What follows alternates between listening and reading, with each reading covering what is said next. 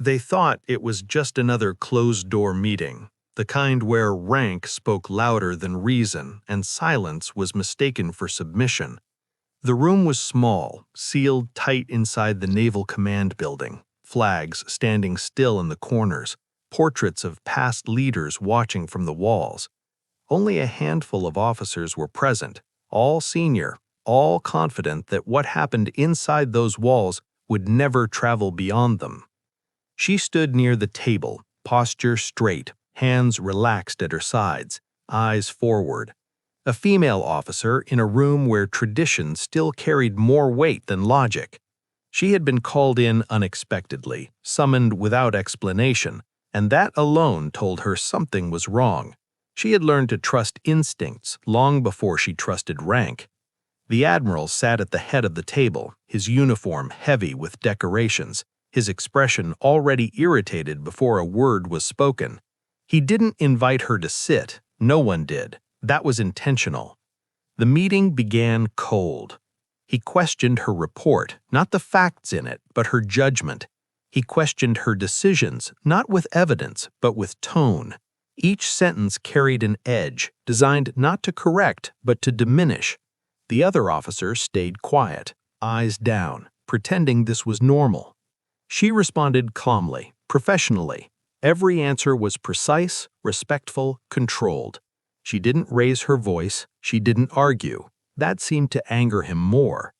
He leaned forward, voice rising now, accusing her of stepping outside her role, of forgetting her place, of embarrassing the chain of command by being too aggressive in the field. The irony wasn't lost on her, but she didn't react. Then he stood. The chair scraped loudly against the floor. The room stiffened. No one spoke. He stepped closer, invading her space, pointing a finger inches from her face. His words were sharp now, personal, no longer about policy or missions. She held her ground. And then it happened. Without warning, without justification, he slapped her across the face. The sound cracked through the room like a gunshot. For a fraction of a second, time stalled. One officer flinched, another looked away. No one moved, no one spoke. In that instant, every rule, every code, every ounce of authority he held evaporated. What followed took less than 2 seconds. Her body reacted before thought could interfere. Years of training took over, not anger, not revenge, but reflex. She stepped inside his reach, redirected his balance with a sharp pivot, and delivered a precise strike to the nerve cluster beneath his jaw. The force wasn't wild, it was controlled, efficient. He dropped, not stumbled, not staggered, collapsed. The Admiral hit the floor unconscious, his rank meaning nothing against physics and trained response. The room erupted into chaos. Chairs scraped, someone shouted her name.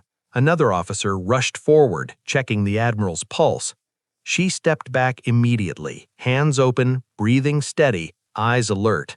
She didn't flee, she didn't posture. She stood exactly where she was, the way she had been trained to after neutralizing a threat.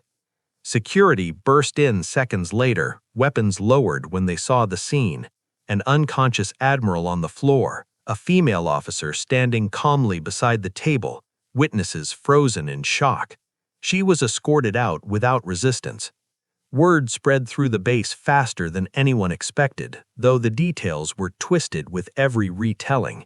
Some said she attacked him, some said she snapped, some said she ruined her career in a single moment.